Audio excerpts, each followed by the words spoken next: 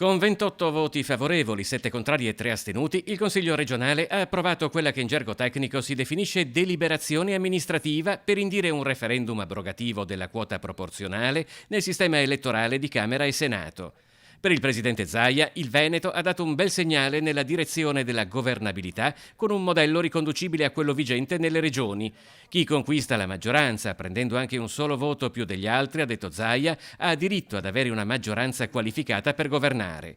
La proposta referendaria è stata lanciata a livello nazionale dalla Lega. C'è la volontà da parte di 5 consigli regionali a livello nazionale nel portare avanti questa battaglia. Noi oggi per primi l'abbiamo votata a maggioranza. Speriamo che nelle prossime ore anche la Lombardia, il Friuli, il Piemonte, la Liguria e la Basilicata possano votare questo importante provvedimento e poi ovviamente aspetteremo la sentenza da parte della Corte Costituzionale se autorizzerà o meno questo importante referendum. Il Veneto diventa così la prima regione delle 5 necessarie ad aver approvato la richiesta di referendum abrogativo della legge elettorale nazionale. Il prossimo lunedì, se arrivano appunto anche gli altri consigli regionali, depositeremo questa richiesta di referendum per far sì che ci sia un'elezione di tipo maggioritario dove viene indicato chiaramente nel collegio il nome di un candidato ed essere certi che l'elezione dia un risultato immediatamente alla chiusura delle urne. Molto scettiche le opposizioni sia nel merito che nei modi in cui la deliberazione è passata a Palazzo Ferrofini. E dopo essere stata per lunghi anni a favore del proporzionale, improvvisamente si è convertita a Pontida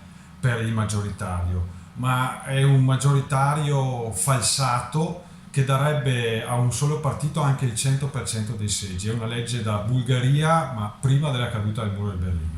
Noi siamo sempre favorevoli al referendum, ma qui non si tratta di una proposta referendaria, questa è una pura sceneggiata politica che si infrangerà contro la Corte Costituzionale di qui a breve. Quindi non abbiamo deciso di prestarci a questa opera puramente mediatica. Polemiche respinte dalla maggioranza. È un modo per riportare ai cittadini la potestà di decidere sulla propria legge elettorale.